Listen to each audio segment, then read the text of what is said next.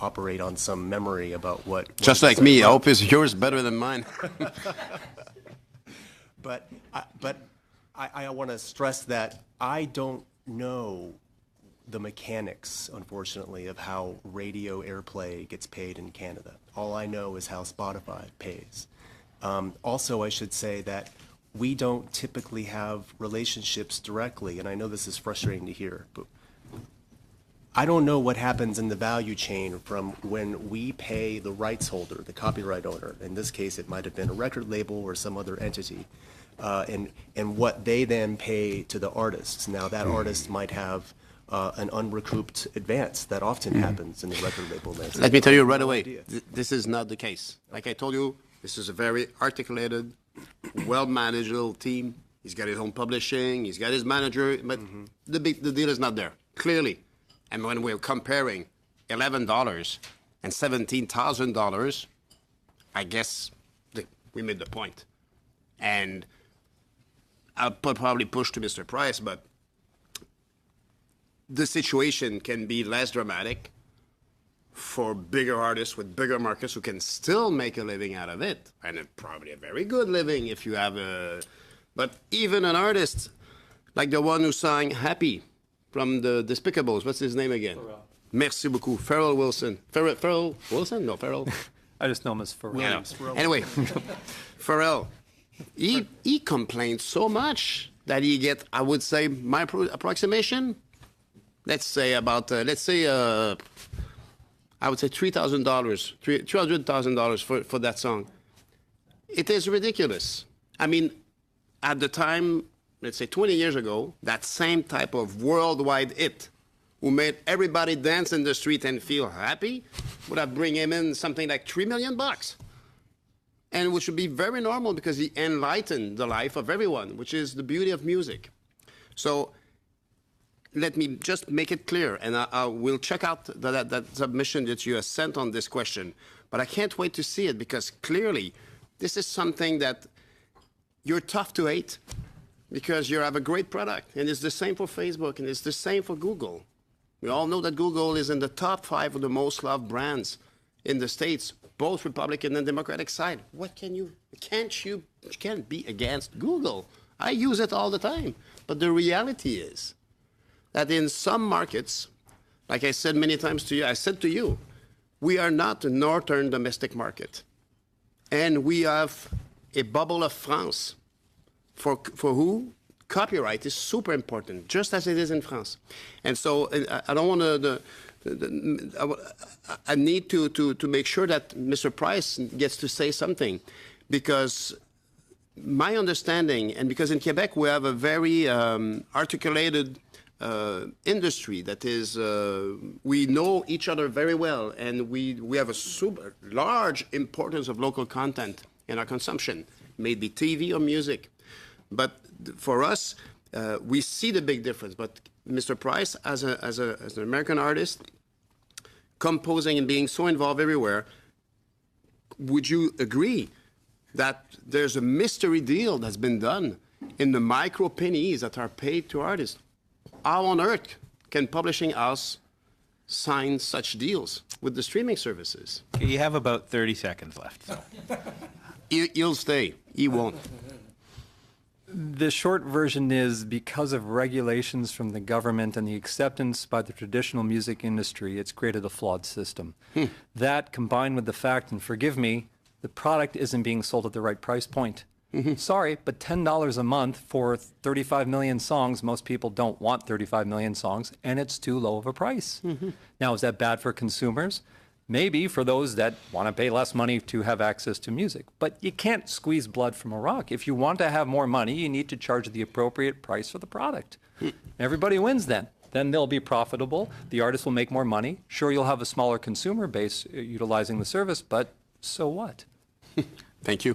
Thank you very much. And before we move on to our next questioner, Mr. Schmidt, we all have a burning desire to see this letter. So if you could forward this letter to our clerk, that would be great. Absolutely. Thank you very much. Mr. Graham, you have 7 minutes. Thank you. Mr. Chen, it's nice to see you again. I know we had you at PROC this spring because we were discussing Facebook's impact on elections, and now you're here discussing Facebook's impact on the creative economy writ large. So I guess Facebook has quite a bit of impact in general. But I want to talk a lot about Content ID and Facebook's equivalent. Now, in September, a pianist named James Rhodes uploaded a video of himself playing Bach to Facebook. And Facebook's copyright filters triggered the content, and it was removed. And he had a great deal of difficulty getting that restored. So even at life plus 70 years, the Bach that he had played would have been out of copyright for about 198 years. So I'm wondering what we can do to avoid abuses, or what you are doing to avoid abuses in the system. Because as far as I can tell, it's a system that assumes guilt, and then you have to prove innocence. I think that applies to Mr. Key as well for the Content ID. I'm sorry, I just want to confirm, sir, you're referring to a piece of Bach that was uploaded and That's right. then... So James Rhodes played Bach on his piano and uploaded the video to Facebook, and Facebook's Content ID equivalent, I don't know what you call it, triggered and said, I'm Rights sorry, manager, like yeah. Sony Or owns automatic. the copyright on Bach, which is Right. patently false. Interesting. Yeah. So I'm not familiar with that particular example. I think you are right. Well, so grosso modo, how it works is that for any reported piece of content, as I mentioned in the opening statement, certainly an individual at Facebook would review that report. And sort of ensure that first the information is complete for the reporting, and then that it's a legitimate or a valid request for Well, how many for reports do removal. these people have to go through in a day?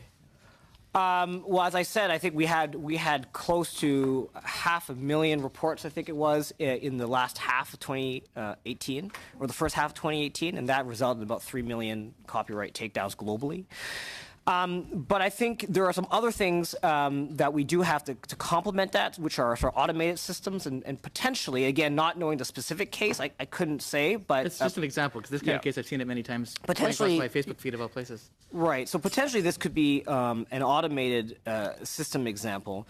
I would obviously also want to add, and I'll turn over to Prabir in case you have something to add, Prabir, but I think the concern for us is always, indeed, as you point out, sir, always the concerns about false positives. So we want to be tough to ensure that we are protecting the rights of rights holders. But I think on the flip side, and that's why I kind of mentioned that we as a platform, we always want to be careful about how we balance this, is you don't want to be so aggressive that you accidentally take down something legitimate. And I would never say that we're perfect. But again, not knowing the specific case, I couldn't give you a satisfying answer on this one. But maybe, I don't know, Prabir, if you have some thoughts on it. No, thanks very much. And just I would add that, with every system, we're always looking to make it better. And our systems and the engineers and the personnel that work on this are constantly sitting down with right holders and users to try to, again, if I sort of understand correctly, if it was Rights Manager, this is a system that relies on input and feedback. So again, not sort of not familiar with the specific case, but again, like everything, we're constantly trying to make it better. Can anybody in the world, and this applies again to Mr. Key, I don't know if you have any comments on the previous question before I go to the next one. Well, I can just quickly comment on that. You actually highlight a challenge that we have when we implement systems like this to certainly go well above and beyond our minimum requirements under United States, European, or even Canadian copyright law. We have a core challenge in terms of balancing those rights. For Content ID, it's actually why we have an appeal system. The idea being that if something gets claimed that shouldn't be claimed, you appeal it. And then ideally, actually, the claim will be released because in this case, it should never have been claimed in the first instance. But it's still a guilty until proven innocent system for both companies. In terms of the assumption that was being made because there a match was being made, that's correct. Okay. Can anybody in the world upload, Mr. Chan, I don't know if Facebook have a name for Content ID, so I don't have to keep referring to Content ID. It's Rights Manager. Rights Management Content ID, great. Now I've got two terms, thank you. So can anybody in the world upload their content to these two systems? Or is it only companies or larger copyright holders that can do so? Start. So actually, it's only larger companies that can because it is an extraordinarily powerful tool. It requires quite a bit of proactive management. So we actually have 9,000 Content ID partners. Generally, these are larger entities that have large libraries of content that require this kind of protection and also have the dedicated resources to actually manage it properly, especially because you can control the way the system manages for each individual territory in a very nuanced kind of way. We also have other tools that are actually available at other levels that are available for other creators, for example, independent creators, or they can work through, frankly, systems like Audium, for example, who can actually manage the Content ID system on their behalf. So by having only 9,000 creators, and I'm assuming it's fairly similar for you, Mr. Chen, and I'm assuming it's fairly similar for you as to what you said. Okay. If there's only 9,000 creators who are permitted to submit to the system, doesn't that not necessarily hurt the smaller producers? Sir, if I may, I just defer to my colleagues. I think we have a slight nuance for rights management. We like nuance. So it's application based to enter into the rights manager system.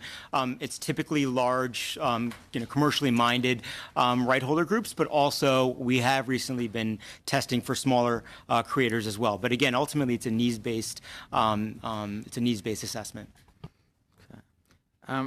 Do these systems currently handle Canadian fair dealing exceptions in their enforcement? Essentially, no. Effectively, because fair dealing is a contextual test that requires basically analysis on each individual case. On any automated system, no matter how good the algorithm, no matter how sophisticated the machine learning that we're applying, and we are doing that, basically we'll never be able to ascertain that. This is actually why, again, it's critically important that it has an appeal system. So even if basically a video that is a clear case of fair dealing is allowed, then it gets caught by the system, they can actually appeal that decision, and it will basically be determined and released. So in both of your situations, why isn't the system set up to say, you have had a flag, please respond within 24 hours, and then we'll take it down, to make it a innocent until proven guilty system instead of guilty until proven innocent? In some instances, that does happen. It depends on what the policy the rights holder has chosen to enact and how they selected to do so. Yeah, I would say. I mean, again, I'd bring you back, sir, to what I mentioned earlier in the opening statement about how we have individuals who report, who review all the reports, and that's precisely to try to get the balance right.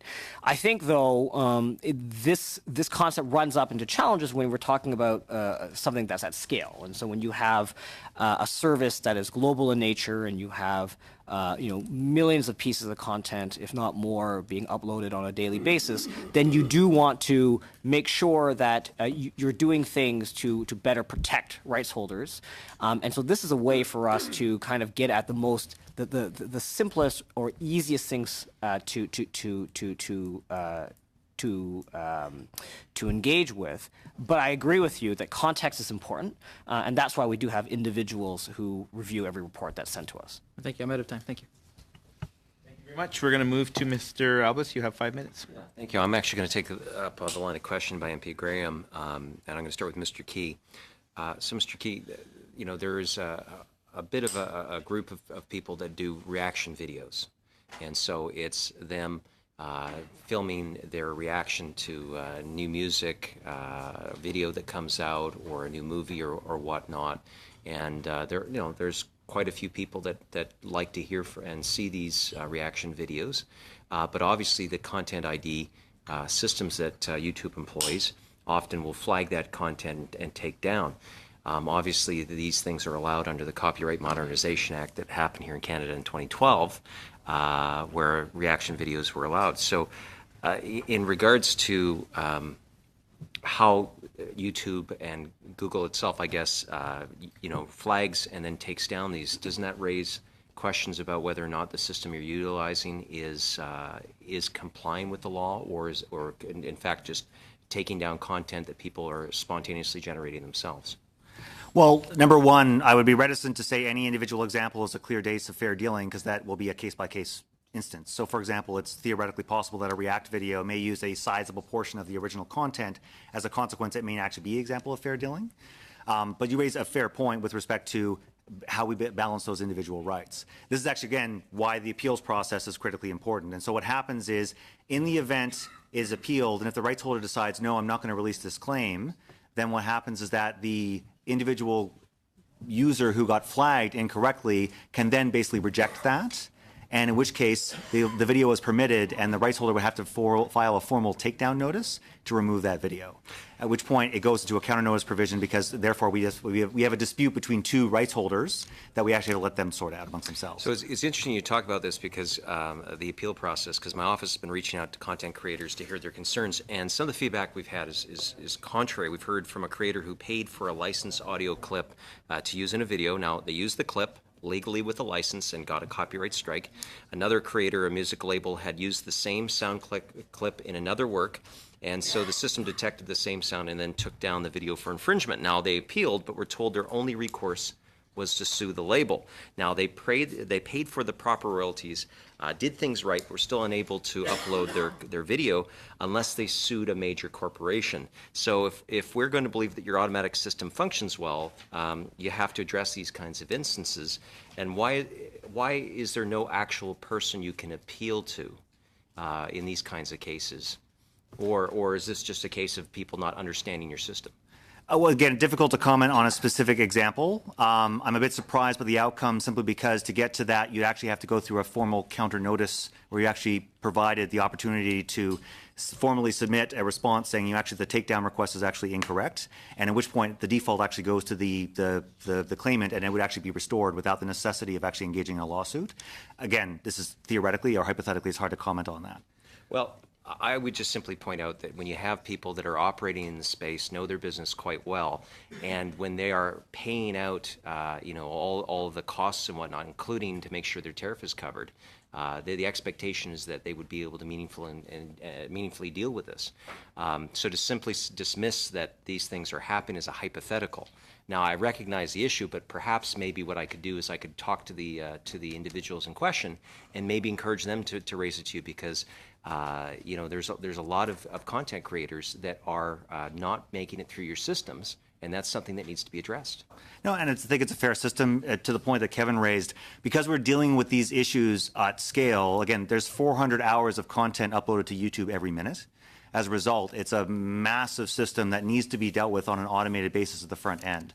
That being said, once you've gone through an appeals process, there actually are opportunities where you can interact with individuals, especially through the appeals. So please, I invite you to actually put them in touch, because I'd like to understand what the specifics that happened here were. No, that's fair. Thank you.